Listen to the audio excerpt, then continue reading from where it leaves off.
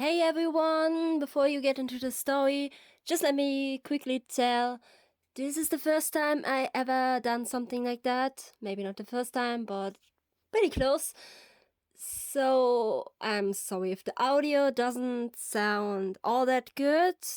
I tried recording it in a quiet room, but my phone still messed up. I shouldn't have done it with a phone anyways. Also, as you can probably hear, I'm not a native English speaker, so my pronunciation might sometimes be a bit off. Please just overlook it. It's about the story, not about the way you present. I give my best. Please enjoy listening! Yumestar out! Still alive. A belated tribute to the Touhoku-disaster of 11 March 2011. The teacher's speech turned into a murmur. What was the subject again? Shouta had picked up something about Americans invading Japan and using their exotic quirks to persuade the government to open up the country. But everything after that was just this incomprehensible noise. Words that didn't add up to any meaning in his mind. He rested his head against his propped-up arm, massaging his throbbing temple with his fingers, looking down at the open textbook on his desk. Modern Japanese history. Edo period. By the time Shouta realized this, he felt as if the teacher had already moved on to the next era. He shouldn't have spent the whole night training. A dull pain squeezed to his ribs, seizing his back and spreading to his legs, which felt as heavy as lead. His right arm dropped and his hand cramped so much that he could barely hold the pencil. The few notes on his papers looked like squashed spiders, the hiragana dancing around and the kanjis barely legible. His eyelids weighted like a ton, and every blink felt like lifting a load of bricks with them. But none of this diminished the pride that filled him up from inside. He had finally mastered this particularly difficult capture technique that had so often painfully drawn him onto the training floor in those past 2 weeks. Maybe that would be the decisive factor he needed to finally win a match in today's PE lesson. To finally feel like he's not sweeping up the dust behind the up-and-coming heroes with their intimidating physical quirks. However, his cheerful anticipation quickly faded because exhaustion reached out to him like a crushing hand that tightly wrapped around him. He hadn't slept well during the night because, well, he had no idea, really. He had been restless and had tossed and turned for what felt like hours, until his mom's sweet voice came through the door, telling him it was time for school. An ironed uniform on, 2 bowls of cold rice shoveled into his mouth, and a car journey later, he was here. The restlessness still hadn't completely vanished, though it had subsided over the hours. Black ships, unequal treaties. Shouta picked up a few words from his history teacher's explanations, but no information stuck long enough to make much sense.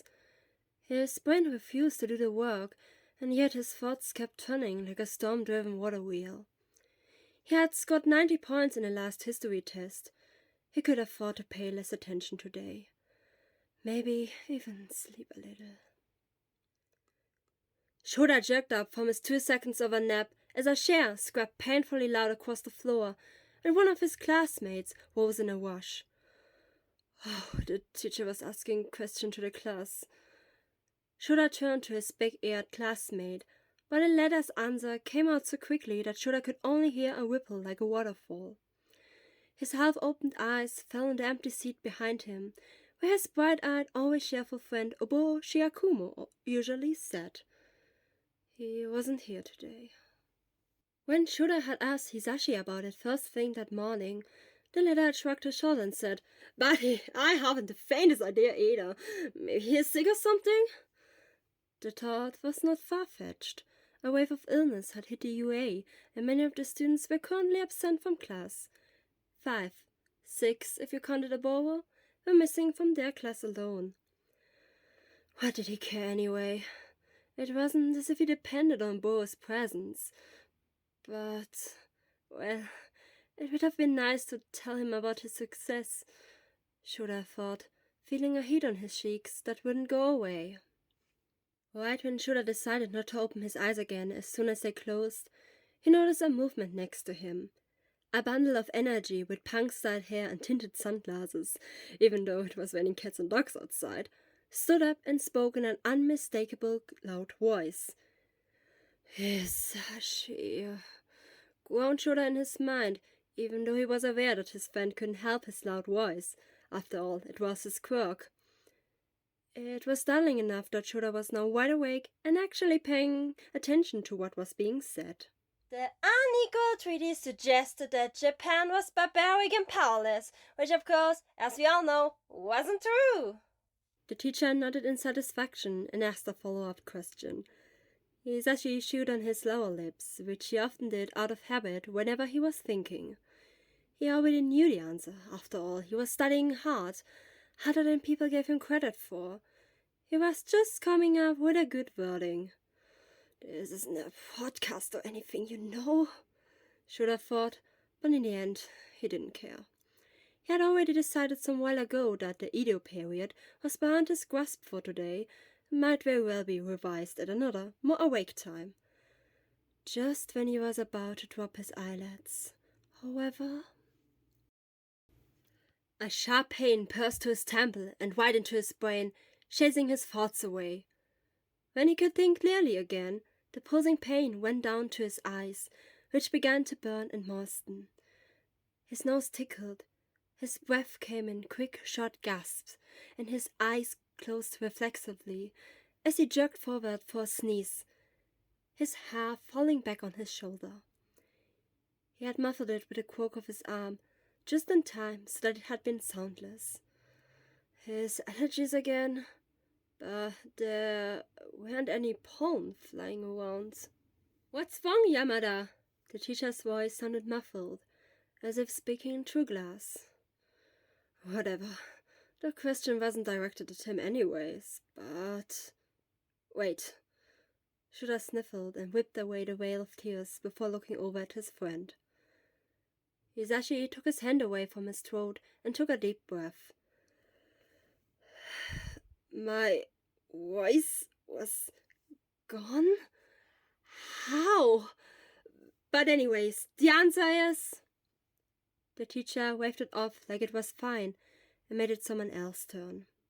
Hisashi dropped back into his chair with a loud sigh.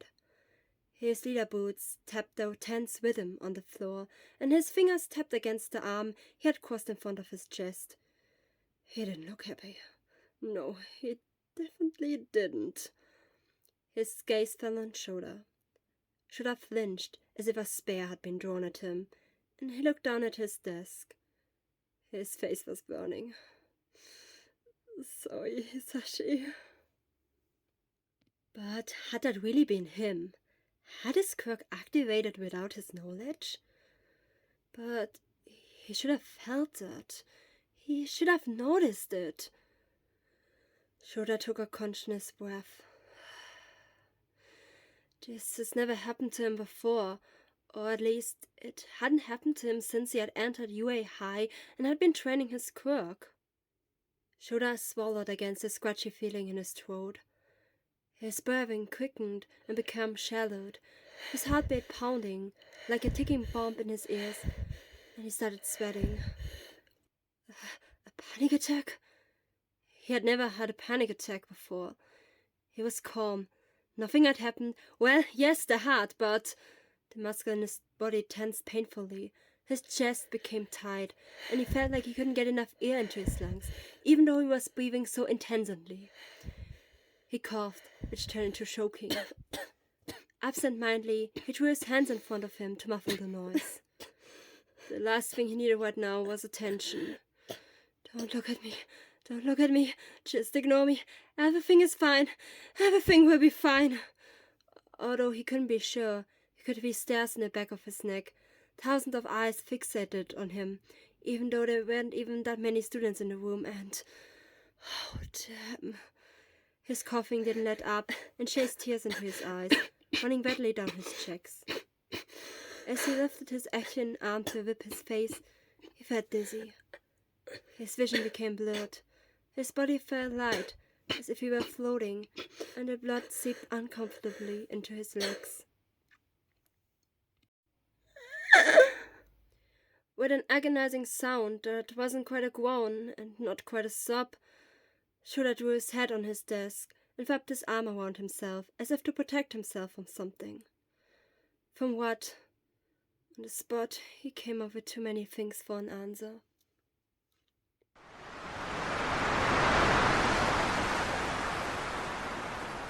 Shouta! Shouta! The loud voice pulled him out of his nightmare, worse than an alarm clock. As the fog in his head cleared with alarming slowness, he first noticed a hand frantically rubbing his shoulder as if he were a doll that had to be activated by repeatedly pressing a button. Reflexively, he flinched away from the hand, but it now gripped his shoulders tightly. Then it dawned on Shouta what had happened. And no, somehow it didn't. His brain resembled a cut-up butterfly net in which no fault stayed caught. A second hand placed itself on his shoulders and shook him like a milkshake. Shouta Aizawa! Eraserhead! A shadow appeared and hovered over him. Sashi? The words escaped his dry lips without a second of thought. He swallowed painfully. Speaking felt like moving burning needles in his throat. Thank goodness you're back. You were like dead for a minute. Just a minute? It felt like 15 years had passed. What?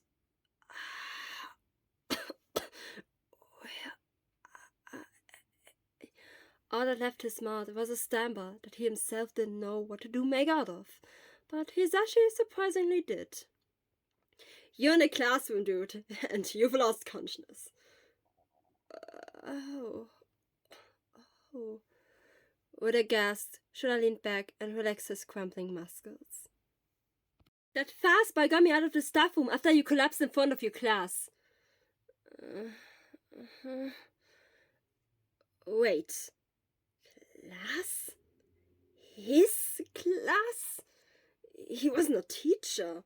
Was he? No, that couldn't be. What kind of bullshit was Hisashi? Shouta opened his eyes and looked up at that person who had grown taller? Quite a bit taller. At least Hava had taller. And his hair. Holy shit, his hair. The blonde mane curled up in a high tuft that almost reached up to the ceiling light. Hisashi's sunglasses looked different too, and instead of the school uniform, he was wearing an outfit more suited to a professional hero, though still leathery and far too flashy. His loud voice and his excessive facial expression, now deeply creased with worry, were the same though. Hey, you alright? You staring at me like you're seeing ghosts from the past. Sort of what? Shouta shook his head to get rid of the confusion, but his mind stayed in chaos, as if a whirlwind had ravaged his cabinet full of thoughts, and now he had to painstakingly collect them one by one. He couldn't keep up. Not in the slightest. It was like being in class. Fuck, class! Shouta shook his hand, as if the unnecessary movement could help him formulate a question that was hiding behind all the chaos, which was... no, it was gone. He strained every cell of his brain to find a question. He tried really hard. He gave up with a sigh and coughed tightly into his scarf. Class didn't matter. He didn't teach it. No, wait. Oh. Where's the class? I sent him off to lunch. I don't know how, but he somehow managed to pull through until the bell rang. 5 minutes later, and nobody would have known you were lying here all by yourself and dying. I'm not dying, Hisashi. But he felt awfully close. Shouta had more and more questions, but they all disappeared into the chaotic whirl that raged through his mind before he could ask them. Hisashi looked just as frustrated as Shouta felt, and let out a short sigh that made his shoulder pads bounce a little. Dude, what's going on with you? If I knew, I would tell you right away. But instead Shouta shook his head, unable to voice his thoughts, as they came and went like waves on the beach. Shouta had at least understood his situation enough by now to realize that he was behind the teacher's desk on the floor. Above his head hung a blackboard with writing on it, but he couldn't read the characters. They were too far away and too blurred. He wasn't lying on the floor, but leaning with his back against the wall, although he wasn't sure whether Hisashi had put him in that position or whether it had been his own doing. What good was this information to him anyways? Pretty useless. He felt just as disorientated as he had a few minutes ago.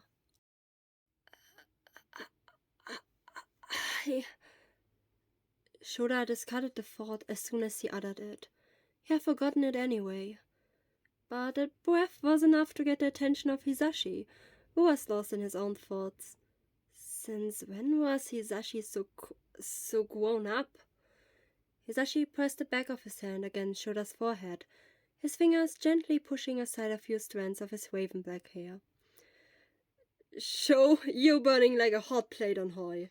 You didn't seem sick to me when we met in the facility room this morning. Well, but you're also pretty good at hiding stuff like that. I am? Again, the words slipped out of his mouth without a second of thought. Only afterwards did he think about them, including Hisashi's. He was just a simple UA student with an unimpressible quirk.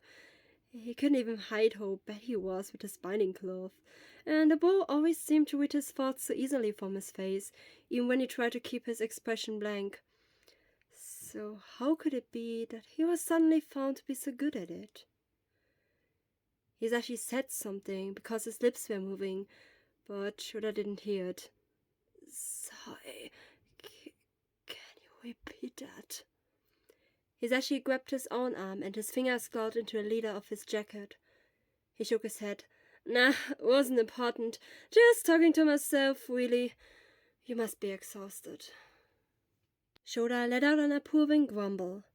He didn't need to be told that he was exhausted, because he was exhausted, incredible exhausted.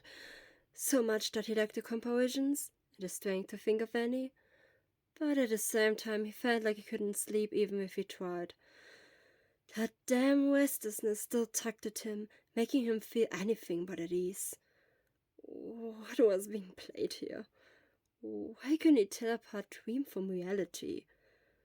What was real and what was just made-up fantasy? His thoughts flew back and forth like a game of Pong, but never came to an ending conclusion. Quite the opposite. It only confused him even more. All he understood was that he was no longer in the 1A classroom. Was he? He didn't understand anything. And millions of questions keep forming in his head that he couldn't even get out. Because he just couldn't. He would remain without an answer, being lost in a chaotic storm. But then